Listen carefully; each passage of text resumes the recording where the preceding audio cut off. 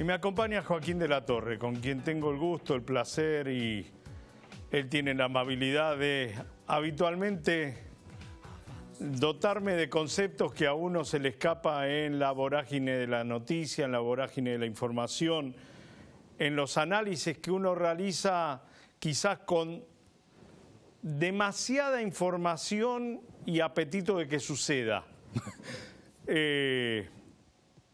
Y hoy estamos en medio de una crisis, por más que asumió Sergio Massa y todo lo que era crisis y adelantamiento de elecciones ya no existe más. Con lo cual era efectivamente una crisis política. Y que no era culpa de los mercados, de la sociedad rural, de los empresarios golosos. ¿Sí? Era de los locos que no tomaban decisiones o impedían la toma de buenas decisiones. Joaquín, perdone que empecé así. ¿Cómo está? Gracias por venir. Son días para empezar así. Gracias, Alejandro, por invitarme. ¿Y qué estás viendo? ¿Qué percibiste cuando se tomó una decisión hasta impensada para los parámetros del albertismo cristinista? Me parece que el primer punto es ¿por qué no lo hicieron hace 20 días? Muy bien. ¿O por qué se negaron a hacerlo hace 20 días? Digamos, si al final iban a terminar en Massa, ¿por qué Massa no fue sí aquel domingo? Y yo creo que... O cuando lo echaron a Culfa. Sí. Hace 45 días, ¿no? Bueno, pero digo, lo que está claro es que ellos mismos han percibido que la situación económica y política es de extrema gravedad, de extrema debilidad, y bueno, y que Massa les puede dar algún tipo de salida mejor de la que del lugar al donde iban. Y esto lo digo haciendo, por supuesto, dejando a salvo que yo creo que no hay salidas milagrosas, que no hay personas que puedan hacer magia. Sí creo que Sergio tiene un volumen político dentro de la coalición muy importante y que puede sostener frente a Cristina algunas posiciones que tienen que ver más con la lógica y con el nombre del programa, con sentido común, que con la magia a la cual con la que la expresidenta cree que puede manejar algunas cosas que no se pueden manejar con magia. Creo también que ella entendió que el camino de sin Massa era peor que el camino con Massa. Porque el maltrato que recibió Sergio en aquel fin de semana y los días posteriores ponían en peligro que la coalición siguiera así en la próxima elección. Y ella tiene como una finalidad absoluta, que es refugiarse en la próxima elección en la provincia de Buenos Aires. Y claramente eso sin Massa la ponía en un lugar de mucho riesgo, porque 7 puntos, 10 puntos, 15 puntos, Sergio en la provincia de Buenos Aires tiene y puede llevar. Y eso, sin duda, Cristina, resguardada ya en la provincia de Buenos Aires, para esa salida política, Sergio era muy importante. ¿Cómo se hace para transitar con personas que en la historia demostraron lo que fueron? Y que en la historia también demostraron que al primer desliste pasan la factura de todo. Es decir, que hasta que son un matrimonio esos que se vuelven a reencontrar luego de una infidelidad y todos los días te están pasando factura. No, porque vos, porque vos, porque vos. Te perdonan y a los 5 minutos te vuelven a decir, ¿te acordás? Esto es lo que yo veo de Cristina, Sergio y Alberto. Mira, yo no digo que sea fácil, tampoco creo que hay amor, creo que hay interés. Y creo que Cristina también, aunque a veces pareciera que es un ser humano extraordinario porque es distinto a lo normal, también tiene intereses. Nadie puede creer seriamente que ella lo eligió a Alberto porque lo quisiera Alberto, porque estuviera convencido que Alberto era la persona que iba a solucionar los destinos de la patria. Ella eligió a Alberto porque Alberto tenía o podía tener alguna buena relación con algunos sectores del Poder Judicial y ella calculaba que eso a ella la ponía en una mejor situación en el tema de las causas. Eso no pasó y entonces todo lo que hizo Alberto era lo que por ahí se podía esperar de Alberto. O sea, la elección de Alberto tuvo basada en intereses y hoy la elección de Sergio Massa como ministro, la autorización que no le dio hace 20 días, también está basada en intereses. Y esos intereses son los de poder refugiarse con más comodidad en la provincia de Buenos Aires. Joaquín, cuando vos ves a una persona de mediana edad con posibilidades directas de trabajar, de generarse un futuro, diciendo yo no quiero trabajar porque ¿y qué les importa si a nosotros nos pagan 60.000 pesos por mes y no hacemos nada? ¿Qué sentís? ¿Qué te trae a la cabeza? Yo creo que esa es la foto consecuencia de la película. Digamos, en la Argentina nosotros estamos muy acostumbrados a criticar la consecuencia, pero nunca a trabajar sobre las causas. Digamos, lo más fácil es decir, mirala a esta señora, o mirá los planes o los planeros, y esa señora es esa señora, ¿no? Pero sobre todo a mí lo que más me interesa como dirigente político es, mi obligación es averiguar por qué esa señora llegó a ese lugar y dice esas cosas. Y ahí es donde creo que nosotros debemos trabajar como políticos, ¿no? ¿Cómo cambiamos o removemos las causas que hicieron que esa señora, con brutalidad, con cierto aire despectivo, diga las cosas que está diciendo en ese momento? Yo creo que y es ahí donde debemos trabajar, sobre las causas. Y claramente los programas sociales que en el inicio, cuando las personas que eran beneficiarias tenían la obligación de trabajar, se les tomaba horario, cumplían con una función, a fin de mes ganaban un sueldo que ellos entendían que ese sueldo era producto de su trabajo durante el mes, que se levantaban una hora, que tenían que cumplir horario, que hacían cosas por su barrio. Cuando esos programas fueron en un inicio una cosa virtuosa, después, por 2 o 3 causas, fueron rompiendo esa virtuosidad. Y esas claramente son para toda la vida, no deben cumplir tarea, no deben buscar trabajo. Entonces, aquello que en un momento tuvo un tinte de dignidad, porque parecía que era un trabajo, lo dejó de tener por estas 3 causas. Porque fue para toda la vida, porque no tuvieron que cumplir un trabajo. Y entonces, ahí, en ese punto, se rompió aquella función para la que nosotros debemos estar. Nosotros debemos tratar que todas las personas sean dignas, ¿no? Y lo que dignifica es el trabajo.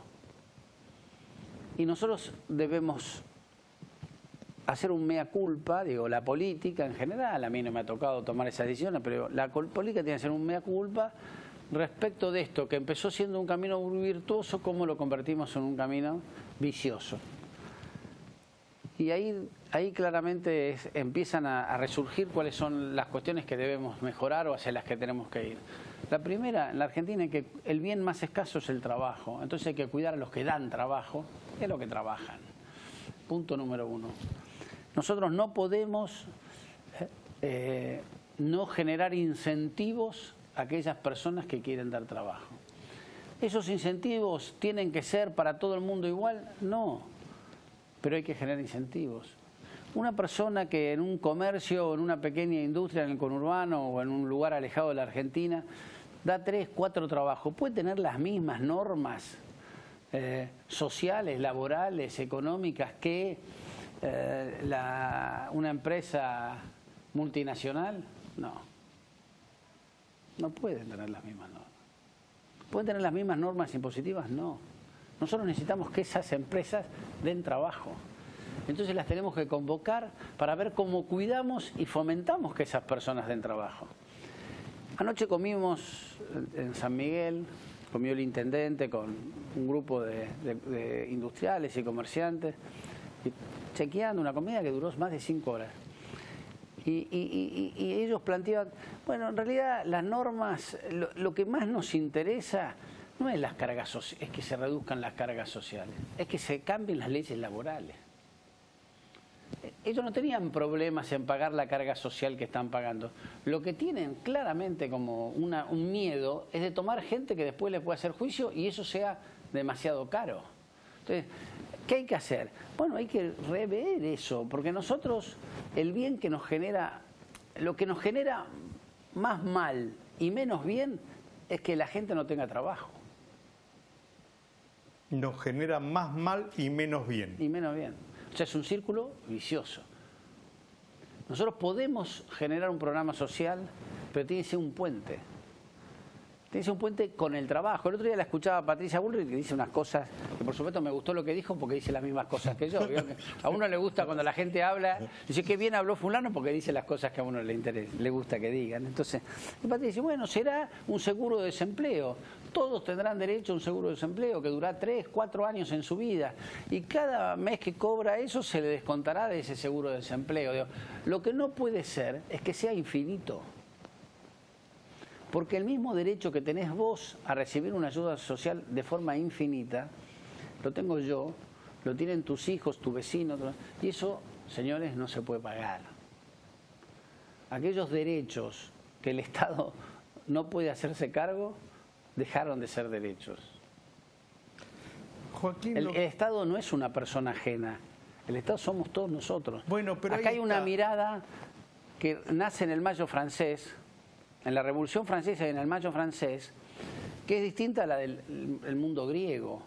Occidente está basada en esta posición, que es la que la polis es una creación en conjunto donde todos ponemos.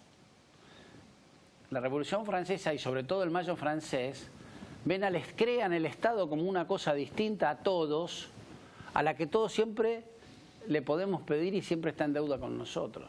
No, eso no es así. Grecia. La polis es un lugar donde todos ponemos para el bien común. Bueno, en los 70 años del fallecimiento de Eva Perón entraron también nuevamente en debate donde hay una necesidad, hay un derecho.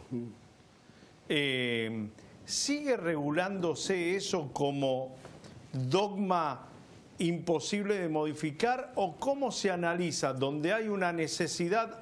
Hay una obligación, pero no un derecho. No sé cómo ponerlo. Es que claramente Evita en ese momento estaba dirigida a aquellas personas que todavía había necesidades básicas insatisfechas. Bueno, ahora hay mucho más que en aquel momento, ¿no? Bien. No, sí, pero... Diferentes. Claro, una cosa es las necesidades básicas insatisfechas y otra cosa es la creación de derechos en función de caprichos. A ver. Los que vos quieras. Yo podría decir el aborto, claramente, en este momento, digamos. A mí que me impongas el idioma inclusivo. El idioma inclusivo. Yo tengo la necesidad de hablar en idioma inclusivo. Entonces, a partir de mi necesidad de hablar en idioma inclusivo, ¿eso es un derecho? La Argentina se rige por determinadas normas. El lenguaje de la Argentina es el español, el castellano. Punto aparte. ¿Qué tenemos que enseñar en los chicos? Este lenguaje, que es el que los chicos, es el con el que nos manejamos la inmensa mayoría, ¿está bien? Que además tiene reglas gramaticales, ortográficas. Lo que pasa es que cuando uno empieza a cuestionar y pone en crisis las normas... La ley de gravedad, yo digo. Cuando se pone en crisis la ley de gravedad. Cuando uno carece de sentido común y empieza a poner en tela de juicio, Chesterton, que es el de la frase del sentido común, es el menos común de los sentidos, también decía, a principios del siglo pasado, si bien digo, o sea, hace más de 100 años, decía, y dentro de 100 años se va a poner en tela de juicio que el pasto es verde. La verdad que con la misma lógica que nosotros, no nosotros, sino otra gente pone en tela de juicio cosas que son realidades, también se podría poner en tela de juicio que el pasto es verde. Ahora nosotros nos autopercibimos, ¿no? Sí, bueno. Cuando te fui a ver hace 20 días, yo fui muy preocupado, y lo sigo estando, porque yo me considero una persona que ya no está a nivel del común de mi barrio. Mirá vos, Cancelares. Y yo creo que ustedes, la dirigencia política, mucho menos. Es decir, van chofer, van en aviones, tienen todo pago. Y ya un par de dirigentes políticos, de los cuales a mí me sorprendieron que me lo hayan dicho, me dicen: Ale, va a llegar un momento que nos van a llevar a todos puestos. Y yo te fui a ver con esta preocupación. ¿Vos sentís esto? Yo esto lo sentí en el 2001, que no era dirigente político. Y lo siento claramente que hay una percepción desde la política que todo se sigue pudiendo hacer. Y esa percepción, o es una percepción de que, bueno, sí, es verdad, la cosa está fea, qué sé yo, pero a mí la mía no me la saca nadie. El contrato lo tenés. Sí, exactamente. Entonces, bueno, claramente eso pone en riesgo que esto se quede, que esto tenga alguna solidez en el tiempo, digamos. Cuando aparecen los Milei que tantos preocupa a la política, una vez más, si nos ocupamos de Milei, estamos yendo a ver al efecto, a las consecuencias, y no estamos preocupándonos por las causas. Si existe Milei, o Boric en Chile, o Hernández en Colombia, o Castillo en Perú, quiere decir que la política y el sistema, como están, no están dando solución. Bolsonaro en Brasil. Bueno, Bolsonaro en Brasil. Quiere decir que lo que está no está dando resultados. Y nosotros no tenemos ninguna capacidad crítica. Y si la tenemos, las consecuencias de esa capacidad crítica la escondemos para que nadie la vea. Vos pusiste... Entonces a mí me preocupa claramente la situación política, me preocupa enormemente la situación laboral, me preocupa el estado al que hemos llegado, porque yo creo que en este momento no hay una explosión como hubo en el 2001, no porque la situación no esté peor, sino porque la ayuda social es inmensa. Entonces, ¿qué pasa? Si la pobreza fuera la infección,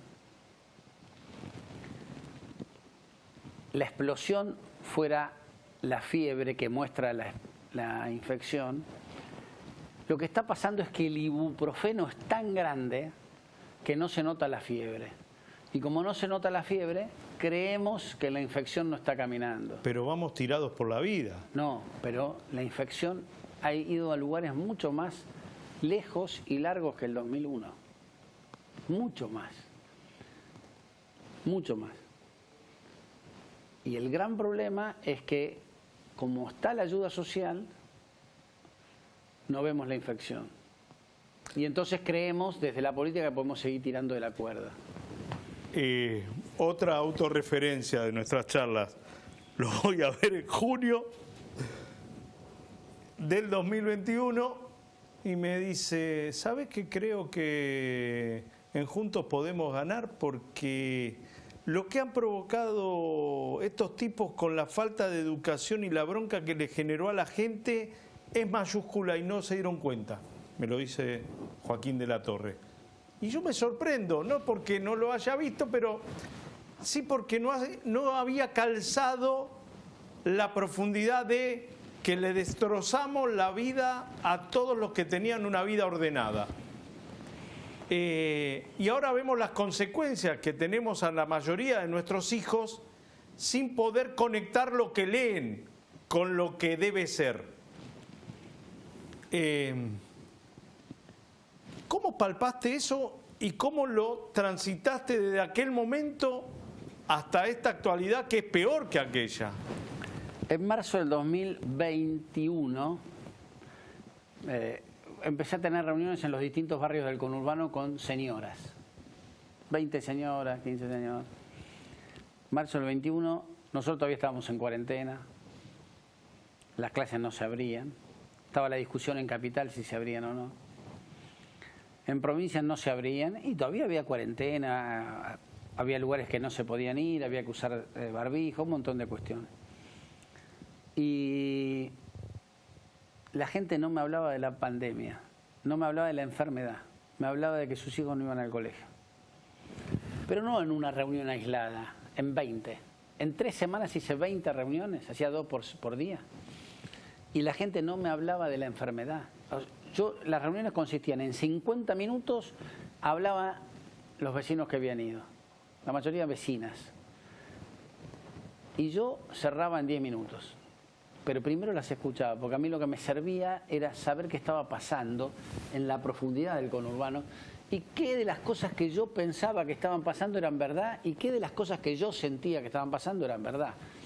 Muchas veces los políticos creemos que nosotros sabemos todo lo que pasa, muchas veces desde la academia se cree que conocen todas las soluciones y cuando hay un incorrecto diagnóstico, todas las soluciones son erradas y lo que hacen es agravar la enfermedad. Entonces, ahí la gente me planteaba eso, me hablaba de la educación, de los cierres de las escuelas, con mucho enojo. Y cosas que estaba claro que no tenían que ver con estos 2 últimos años, sino que tenían que ver con un deterioro que venía en el sistema educativo desde hace mucho tiempo, sobre todo el público del conurbano, había empezado a enojar. Y yo dije en aquel momento una cosa en algún programa de televisión, y la digo ahora porque me parece y después la repitieron mucho, que la gente más sencilla aceptaba vivir indignamente de un programa social, pero no aceptaba que le dijeran que sus hijos iban a vivir indignamente de un programa social. La educación en la Argentina siempre fue el camino por el cual todos nosotros, nuestros abuelos, nuestros bisabuelos, creyeron que a sus hijos le iba a ir mejor que a ellos. Ese sueño, el famoso, yo digo que es la frase que hizo grande este país, ¿no? El sueño de mi hijo el doctor. Ese sueño que hizo grande a la Argentina porque todos nos rompimos el lomo para que a nuestros hijos les fuera mejor, ese sueño había hecho que una determinada población del conurbano se sintiera personalmente lastimada porque no le estaban dejando tener ese sueño. La última. Provincia de Buenos Aires pasa inadvertidas en las elecciones porque se elige intendente y presidente. Entonces podemos votar después de Duhalde a Felipe, a Scioli. No, primero a Rucao. A Rucao, a Felipe, a Scioli, a Vidal, a Kicillof, es decir, 5 porteños. Pero después dicen no, los focus group que dicen no, en la provincia necesitamos peronismo, porque para ganar necesitamos peronismo. El focus group dice no, también quiere vivir como en la ciudad. Y el focus group dice, pero tenemos que hablarle a los del campo. Pero la elección se define en el conurbano. Entonces, cuando vos escuchás eso, y vos decís, hey chicos, pero vos ves que saltan de un Santilli a un Ritondo a el que vos quieras imaginarte de otro lado. ¿Qué le decís? Che, paren la pelota, le ponés un grito, le dices, flaco, paren. Bueno, hace 2 años que vengo gritando basta de porteños. La provincia no es inviable, lo inviable es que la sigan gobernando porteños. Miren, si nosotros tuviéramos que... La provincia no es inviable, sino que la hacen inviable los porteños. ¿Por qué? Bueno, porque mira, si vos tuvieras un karting que lo prendés, manejás un botón y arranca, un chico de 6 años lo puede manejar, ¿no? Si vos tenés un avión con 7000 palanquitas, ya lo tiene que manejar una persona especializada. Si nosotros tuviéramos que definir si la provincia es fácil de gobernar como un karting o difícil de manejar como un avión, ¿de qué lugar estamos más cerca? Del avión. Del avión. Entonces, ¿por qué vamos a poner a una persona que no está capacitada? ¿Nos queremos chocar? Bueno, ya lo hicimos un montón de veces, nos vamos a volver a hacer. Entonces, estas cosas que son sencillas de entender a partir del sentido común, los dirigentes no la terminan de entender porque están más preocupados en elegir buenos candidatos que futuros buenos gobernantes. Y la Argentina está así Porque estamos más preocupados por el marketing de la elección que por la calidad de los gobiernos. Si nosotros como espacio político volvemos a incurrir otra vez en los mismos problemas que han incurrido los otros y que ha incurrido la modernidad de la política, lo que va a pasar es que la gente nos va a echar a patadas. Y la culpa no va a ser de Milei, de Boric, de Hernández o de Castillo, sino va a ser de los que toman las decisiones. Miren, en la próxima elección tenemos que elegir los mejores gobernantes.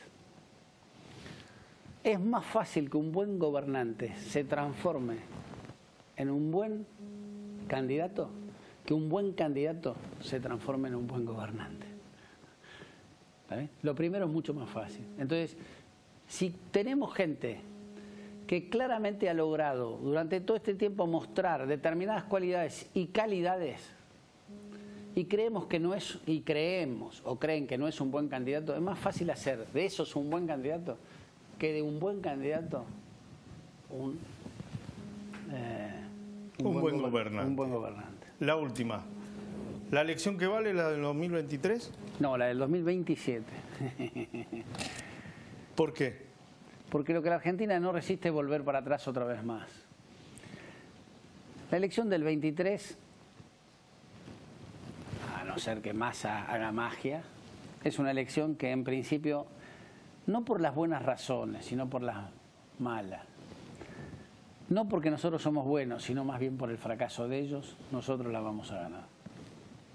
Cristina ya se da cuenta de eso.